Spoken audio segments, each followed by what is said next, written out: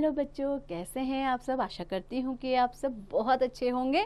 बच्चों, आज हम पढ़ने जा रहे हैं एक बहुत ही रोचक पाठ जिसका शीर्षक है शब्द भंडार यानी कि ग्लोसेरी। तो बच्चों, शब्द भंडार क्या होते हैं, आइए जानते हैं। तो बच्चों, पर्यायवाची शब्द तो क्या है, शब्द भंडार में बहुत सारे शब्द आते हैं। तो पहले हम पढ़ेंगे पर्यायवाची शब्द यानी कि सिनोनियम्स के बारे में। तो बच्चों, पर्याय का अर्थ है अन्य या दूसरा। वे शब्द जो भिन्न भिन्न होते हुए भी किसी एक अर्थ को स्पष्ट करें पर्यायवाची शब्द कहलाते हैं। जैसे बच्चों, आपको ये घोड़ा दिखाई दे रहा है, इसको हम अश्व भी कहते हैं, इसका नाम घोड़ा भी है, इसको हम तुरंग भी कहते हैं और इसका एक नाम घोटक भी है। तो बच्चों, ये सब क्या हो गए, घोड़े के ही बहुत सारे नाम हो गए, तो इनको हम कह देंगे इस घोड़े का पर्यायवाची शब्द।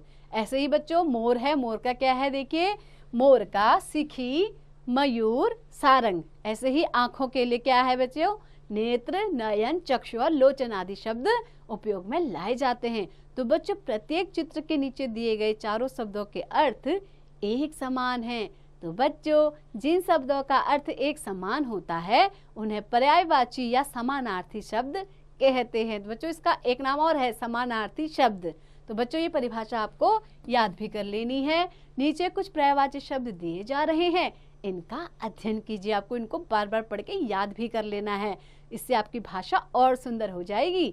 तो बच्चों, सबसे पहले हम जानते हैं जल के पर्यायवाची कौन कौन से हैं बच्चों, नीर, तोय, अंबु, पानी। अब हम जानते हैं ईश्वर के पर्यायवाची प्रभु, भगवान, परमात्मा, परमेश्वर।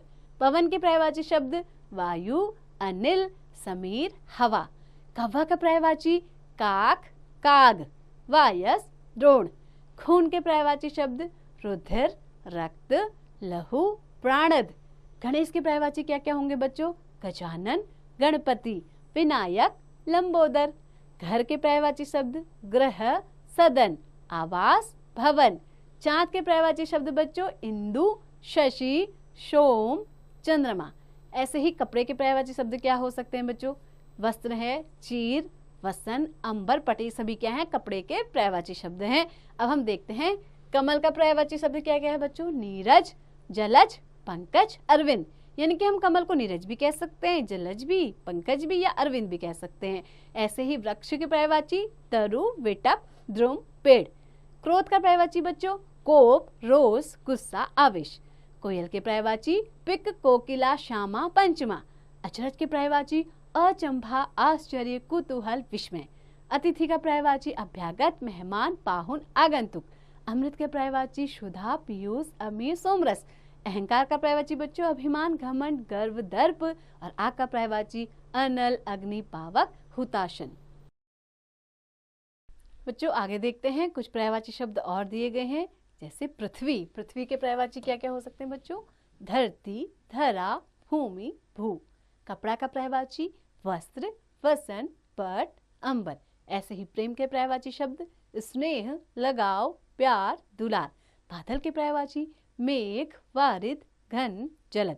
पर्वत के पर्यायवाची शब्द गिरी, पहाड़, भूदर, नद। आकाश के पर्यायवाची नभ, आसमान, गगन, व्योम। जंगल के पर्यायवाची वन, कानन, अरण्य, विपिन। ऐसे ही बच्चों, नारी के पर्यायवाची शब्द कौन कौन से हैं, स्त्री, महिला, औरत, वामा। कामदेव के मदन, अतनु, अनंग, मनोज। बिजली के पर्यायवाची शब्द हैं बच्चों विद्युत, तड़ित, चपला, दामिनी। राजा के पर्यायवाची शब्द नृप, भूप, नृपति, नरेश।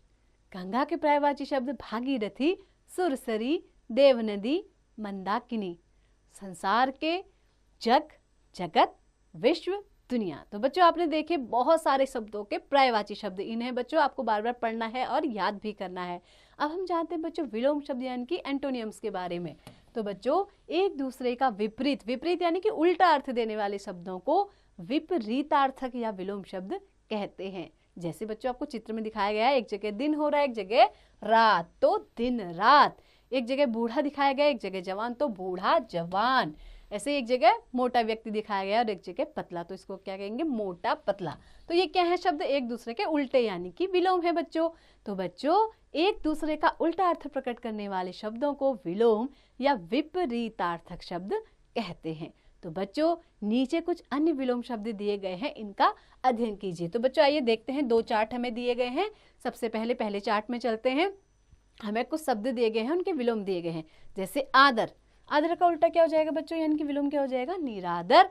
ऐसे ही सुगंध का विलोम दुर्गंध, उन्नति का विलोम अवनति, एकता का विलोम अनेकता, सुपुत्र का विलोम कुपुत्र, और ऐसे ही उतार का विलोम चढ़ाव, जन्म का क्या होगा, मृत्यु, और गर्म का ठंडा। दूसरे चार्ट में देख लेते हैं बच्चों, यहाँ पे क्या है, गुण का विलोम है अवगुण। ऐसे ही विद्वान का विलोम मूर्ख, उपयोगी का विलोम अनुपयोगी, उत्तीर्ण का विलोम अनुत्तीर्ण, प्रशंसा का विलोम निंदा, हानि का विलोम लाभ, ताजा का विलोम बासी, श्वेत का विलोम श्याम। तो बच्चों आगे बढ़ते हैं, और भी बहुत सारे विलोम शब्द हैं। पहले चार्ट में देखते हैं बच्चों, मित्र का विलोम क्या है, शत्रु। ऐसे ही पाप का विलोम पुण्य, सन्यासी का विलोम गृहस्थ, आशा का विलोम निराशा, हिंसा का विलोम अहिंसा, अंदर का बाहर, ईमानदार का बेईमान, सूखा का गीला, परिश्रमी का आलसी, आय का व्यय, मधुर का कटु, कठिन का सरल, और इच्छा का विलोम अनिच्छा। अब बच्चों दूसरा चार्ट देख लेते हैं। उधार का विलोम नकद। ऐसे ही प्रेम का क्या हो जाएगा, घृणा, अनुज का अग्रज, स्वाधीन का पराधीन, अंधकार का प्रकाश, हर्ष का विषाद, अंतिम का प्रथम, आस्तिक का नास्तिक, युवा का वृद्ध, अच्छा का बुरा, ऊपर का नीचे, प्राचीन का नवीन, और आकाश का बच्चों विलोम पाताल हो जाएगा। तो बच्चों आपने बहुत सारे विलोम शब्द देखे, आपको इन्हें बार बार पढ़ना है और इन्हें कंठस्थ भी करना है, यानी कि याद भी कर लेना है। अब हम पढ़ेंगे अनेकार्थक शब्द, यानी कि वर्ड्स विद डिफरेंट मीनिंग्स। तो बच्चों कुछ शब्द वाक्य में प्रयोग के अनुसार अलग अलग अर्थ देते हैं, ऐसे शब्दों को अनेकार्थक शब्द कहते हैं, यानी कि एक ही शब्द के अनेक अर्थ हैं। जैसे आपको बच्चों क्या है, एक तीर दिखाया गया है, और इस तीर के देखिए 2 अर्थ हैं। एक तीर का मतलब तो होता है बाण, और एक तीर का मतलब क्या होता है, नदी तीरे, नदी के किनारे, या सरोवर तीरे, सरोवर के किनारे। इसके 2 अर्थ हैं, बाण और किनारा। ऐसे ही जग, एक जग का मतलब तो क्या है बच्चों, देखिए बर्तन, और उसी जग का एक दूसरा अर्थ है संसार, ये जगत, ये संसार, ये जग, है ना बच्चों। तो नीचे कुछ अनेकार्थक शब्द दिए जा रहे हैं, इनका अध्ययन कीजिए। सबसे पहला है पट। पट का बच्चों अनेकार्थक, यानी कि पट को हम कपड़ा भी कहते हैं और पट को हम दरवाजा भी कहते हैं। ऐसे ही कर, कर का मतलब हाथ भी होता है, टक्स भी होता है, और किरण भी होता है। ऐसे ही बच्चों फल, फल एक खाने वाला फल है, दूसरे फल का मतलब है परिणाम, यानी कि रिजल्ट। ऐसे ही बच्चों मगर, मगर मतलब परंतु या फिर मगरमच्छ। पूर्व, पूर्व का मतलब होता है पहले, या फिर एक दिशा का नाम भी पूरब है। ऐसे ही बच्चों पर, पर मतलब परंतु या फिर पंख। ऐसे ही कल, कल का मतलब होता है मशीन, है ना, हम कल पुर्जे कहते हैं, यानी कि मशीन के पुर्जे। ऐसे ही बीता हुआ या आने वाला कल, उसको भी हम क्या कहते हैं, आने वाले दिन को कल ही कहते हैं। उत्तर क्या है, एक दिशा का नाम है, और जब हम आंसर देते हैं, जवाब देते हैं, उसको भी हम उत्तर कहते हैं। ऐसे ही आम एक फल का नाम भी है, हम कहते हैं आम आदमी है, यानी कि हम साधारण आदमी है, तो इसका एक अर्थ साधारण भी है। ऐसे ही वर्ण, वर्ण के क्या क्या अर्थ हैं, अक्षर और रंग। ऐसे ही प्रकृति के भी अनेक अर्थ हैं, जैसे प्रकृति मतलब क्या होता है, कुदरत या फिर स्वभाव, उसकी तो नेचर ही ऐसी है, प्रकृति ही ऐसी है ना बच्चों। ऐसे ही नाना, नाना क्या है, माता के पिता को भी हम नाना कहते हैं, या फिर जो अनेक चीजें होती हैं, नाना प्रकार की वस्तुएं रखी थी, यानी कि अनेक प्रकार की वस्तुएं रखी थी, यानी कि इसके भी 2 अर्थ हैं। ऐसे ही हार का, हार मतलब माला भी होती है, और हार मतलब हार जाना या पराजय भी होता है। चोटी का शिखर, है ना, हम कहते हैं पर्वत के शिखर पर चढ़ गए, यानी कि चोटी पर चढ़ गए, या फिर बालों की चोटी, वो भी क्या कहलाती है, चोटी।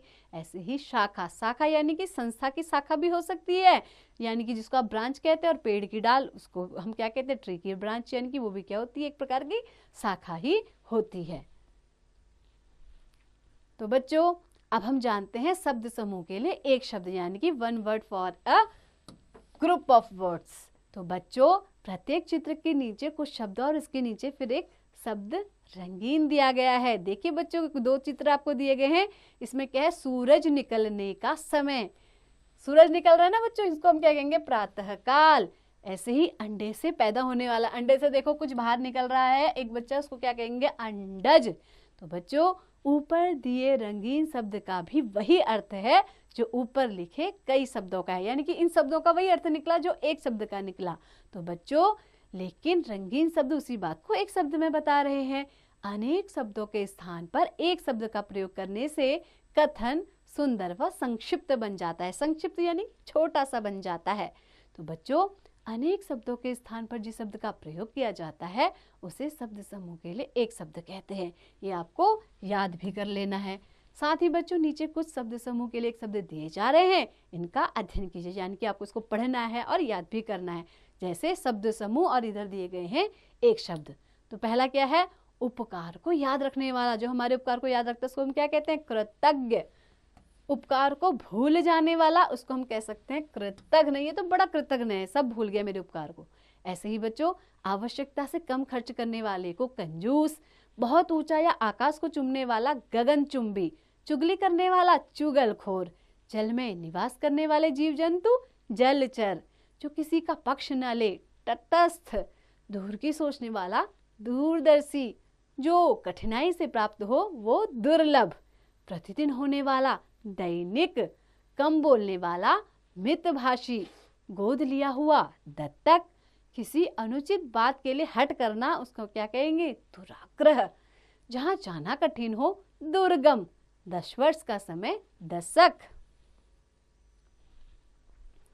ऐसे ही बच्चों आगे बढ़ते हैं। जिसके पास बहुत धन हो उसे हम क्या कह सकते हैं? धनाढ्य, धर्म में लीन रहने वाला धर्मात्मा, आकाश में उड़ने वाला पक्षी नभचर, दोपहर बाद का समय अपराहन, संध्या का समय गोधूली, जो कहा न जा सके अकथनीय, जो कभी बूढ़ा न हो अजर, जिसको जीता न जा सके अजय, जिसका कोई आरंभ न हो अनादि, जिसका कोई अंत न हो उसको कहते हैं अनंत, जिसकी कोई उपमा न दी जा सके अनुपम, जिसके माता पिता न हो अनाथ, जिसका विश्वास न किया जा सके अविश्वसनीय, जो पढ़ा न जा सके अपठनीय, जो दिखाई न दे अदृश्य, जिसका कोई इलाज न हो असाध्य, बड़ा भाई अग्रज, छोटा भाई अनुज, जिससे जान पहचान न हो अपरिचित, जिसकी कोई सीमा न हो असीम, थोड़ा जानने वाला अल्पज्ञ,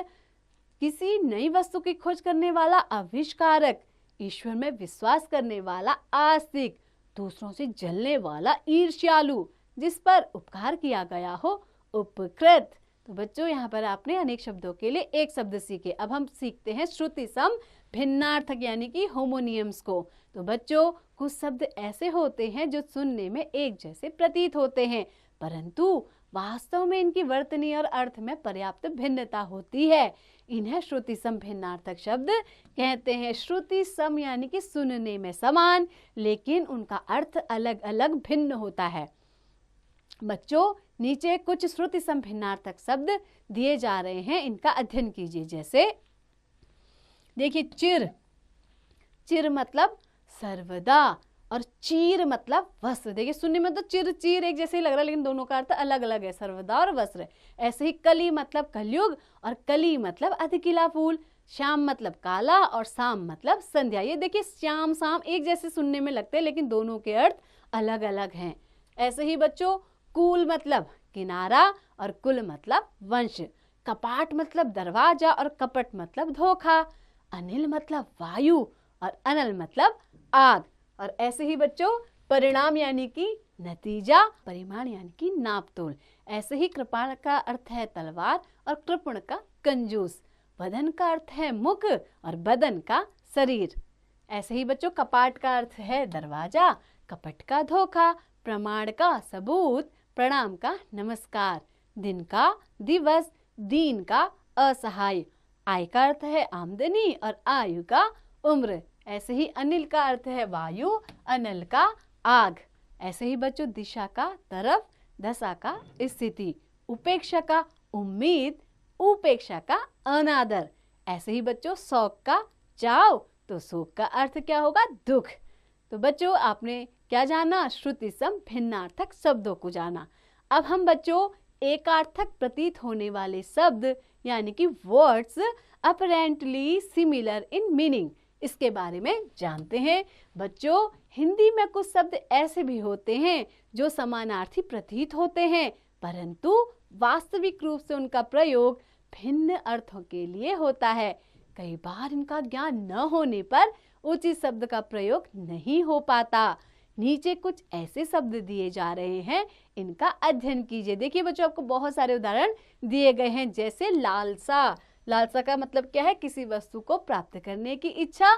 और लोभ, लोभ क्या होता है? किसी वस्तु को पाने का लालच। ऐसे ही बच्चों, अपराध का मतलब सामाजिक नियमों को तोड़ना, और पाप का मतलब है धार्मिक नियमों को तोड़ना।